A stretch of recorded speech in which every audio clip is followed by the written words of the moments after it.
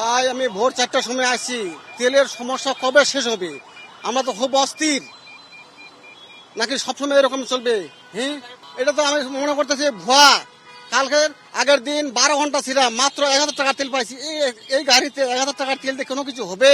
হ্যাঁ, আমাদের তো এইভাবে চাকরিও থাকবে না। যে অবস্থা চলতেছে, আমরা খুব তো মানে নাজাল অবস্থা হয়ে গেছি। এটা হলো ওই যে পিজির ওই পাশে, পিজির ওই পাশে অবশ্যই মনে হচ্ছে এরকম। আমার তো মনে হচ্ছে মানে পুরা একটা ধোঁকাবাজি, পুরা ধোঁকাবাজি। আমরা শুনতেছি কি যে সরকার পক্ষের লোক যে তেল আছে তেল আছে তেল আছে, হ্যাঁ, কিন্তু তেল আছে, তেল আমরা কবে পাবো? এই সংকট কবে শেষ হবে? আমরা তো খুব অস্থির। আমি রাত্র 4:30টার দিক দিয়ে আসছি। না এখনো নিতে পারি নাই। 10টা বাজে, 10টা বাজতে 4 মিনিট বাকি আছে। হ্যাঁ হ্যাঁ, ভোগান্তি হচ্ছে। ভোগান্তি সিরিয়ালে অনেক লম্বা সিরিয়াল দিয়ে আসা লাগতেছে। ঠিক বুঝতেছি না যে কি হইতেছে। সবাই সিরিয়াল দিচ্ছে, আমরাও সিরিয়াল দিয়ে নিতে হচ্ছে আর কি। এটা হয়তো আমরা সরকারের পক্ষ থেকে বলতেছে, কিন্তু আমরা তো ওইভাবে দেখতেছি না। আর বিশেষ করে প্রতিনিয়ত আমরা তেল নিতে আসতেছি, তখন এই লাইনে একটার পর একটা হয়তো 200-300 গাড়ির পেছনে আমরা আপনার এই পড়তেছি, এমন আমরা করতেছি আর কি। তো জি না, আমি বিজনেসম্যান, আমি ভোগান্তি অনেক। সকাল 6:45 থেকে আসার পরে এখন 10টা বেজে গেছে, 3 ঘন্টা আমরা বসে আছি। সাংসারিক জীবনে তো প্রভাব পড়তেছে ভাই। রাইড শেয়ারিং এ আমরা মানে যতটুকু চাচ্ছি তেল, সেরকম তুলনায় আমরা পাচ্ছি না। যেমন 5 লিটার তেল দিলে আমাদের পোষায় না। 5:45 বাজে লাইনে দাঁড়াইছি, আজ সুপার মার্কেট থেকে এখান পর্যন্ত 5 লিটার তেলের জন্য এখন দাঁড়াবো ভাই, এটা তো আমাদের পক্ষে সম্ভব না। আমাদের যদি 1000 টাকা সর্বনিম্ন দেওয়া হয়তো রাইড শেয়ারিং এর জন্য, তাহলে আমাদের জন্য সুবিধা হতো ভাই। চাপ তো আছে ভাই, এটা কি বলার আগে আপনাকে? চাপ তো আছে ভাই। সংকট মনে হচ্ছে যে এই যারা আছে বাইকার, আমরা যারা ব্যবসা বাণিজ্য করি, আমরা 7-8 দিন পরে আসি তেল নেওয়ার জন্য, তারপরে তেল পাই না। 500 টাকার তেল দেয়, ধরুন 7-8 দিন চালাই, চালানোর পরে আবার শেষ হয়ে যায়। সংকট কিরকম? আর সরকার বলতে আছে তেল আছে তেল আছে, তেল তো নাই। তাহলে ফুল ট্যাঙ্কি করে দেয় নাকি? 5 লিটার দেয়। আমরা কাজ করি ওয়েল্ডিং এর কাজ, আজকে হাজিরা মিস, আজকে আমার 1000 টাকার লস। 1000 টাকা আর যদি দিত ফুল ট্যাঙ্কি, তাহলে তো আর 2-3 দিন পরে আসতাম আমি। এই জন্য ভাই খুব কষ্টের মধ্যে আছি। প্রতিদিন এই সমস্যা হইলে তো ভাই সমস্যা অনেক। ভাই ভোগান্তি, রাত 4টার সময় এসে সিরিয়ালে দাঁড়াইছে, এখন বাজে 10টা। মোটামুটি 6 ঘন্টা হয়ে গিয়েছে, তাও তেল পায়নি। আর আমাদের জ্বালানি মন্ত্রী বলে তেলের কোনো অভাব নেই। হ্যাঁ তো বলছে না, হ্যাঁ তো জ্বালা কি ঠিক পাই সিরিয়ালে। আমি যদি রাত 4টার সময় এসে সিরিয়াল দিই, সকাল 10টার ভিতরে যদি তেল না পাই, তাহলে আমার তো আবার ডিউটি আছে, ডিউটি করবো কিভাবে? আবার ডিউটির প্রেশার, মানে ঘুমানোর সুযোগ না। আর এভাবে চলে না ভাই, দেশ চলে না এভাবে। এটা পুরোই এই যে আমাদের মন্ত্রী কিছু মন্ত্রী যেসব কথা বলছে যে জ্বালানির কোনো ঘাটতি নেই, তেল আপনারা তেল পাম্পে না পালে বলেন কোন পাম্পে তেল দিচ্ছে না।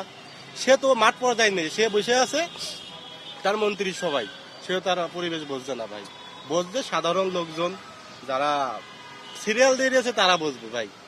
আগামীকালকে আমি সিরিয়াল দিয়েছি সকাল 9টায় হাতিরপুল বাজারে, পাম্পের গোড়ায় এসে তেল নেই।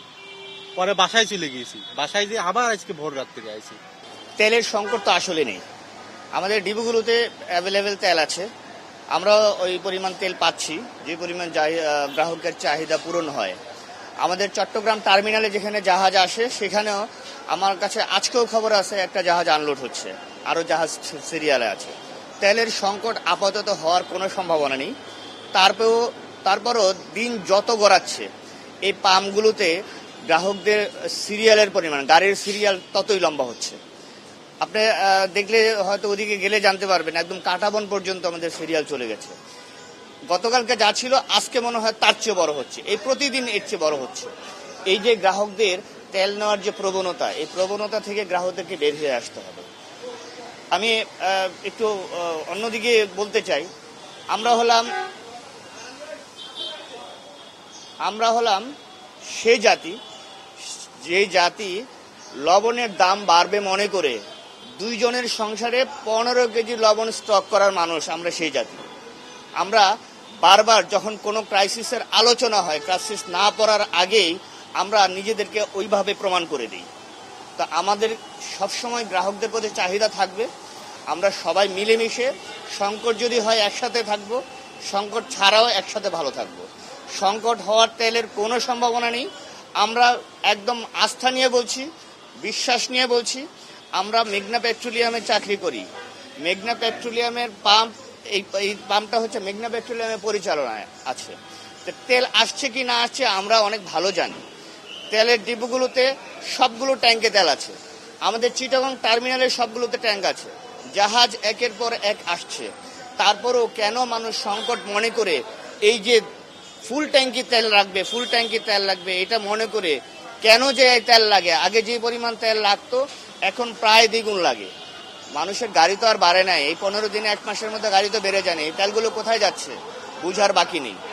এগুলো নিয়ে বিভিন্ন জায়গায় স্টক করছে। স্টক করে লাভ নেই। তেলের সংকট আমাদের দেশে নাই।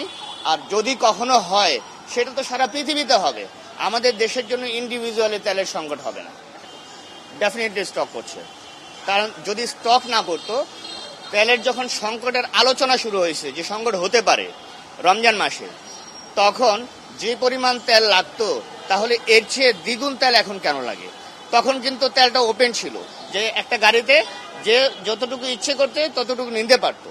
এরপরে দেখা গেল কি বিভিন্ন জায়গায় মানুষ স্টক করছে।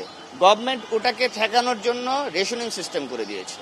এই রেশনিং সিস্টেম আগে আমাদের পাম্পেও একটা গাড়িতে যতটুকু তেল চাহিদা ছিল আমরা ততটুকু দিয়েছি। তারপরে 20,000-22,000 লিটার তেল লাগছে।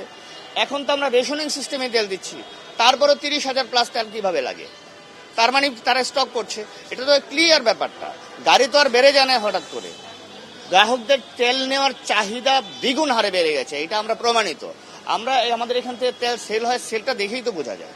তো এটা যদি কোনো গ্রাহক, হ্যাঁ সব গ্রাহক তো আর একরকম না, কিন্তু ম্যাক্সিমাম গ্রাহকের এই প্রবণতা আছে। আমরা এখানে প্রমাণও পেয়েছি। একটা গাড়ি প্রাইভেট কারে আমরা 10 লিটার তেল দেই, ও বলতেছে, আমি চিল্লাচিল্লি করতেছে, বলছে 3 ঘন্টা আমরা লাইনে দাঁড়িয়ে আসছি, অথচ ওর গাড়িতে 10 লিটার তেল ঢুকছে না। 7 লিটারে 8 লিটারও ট্যাঙ্ক ফুল হয়ে যাচ্ছে। মানে আমাকে ট্যাঙ্কই ফুল রাখতে হবে। ও তো গত 1 মাস আগেও যখন আসতো একটা প্রাইভেট কারে 2,000 টাকার তেল নিত, 1800 টাকার তেল নিত। কিন্তু এখন কোনো গ্রাহক এসে বলে না যে আমাকে 1500 টাকার দেন, বলে যে আগে ফুল করেন দেখেন কত হয়।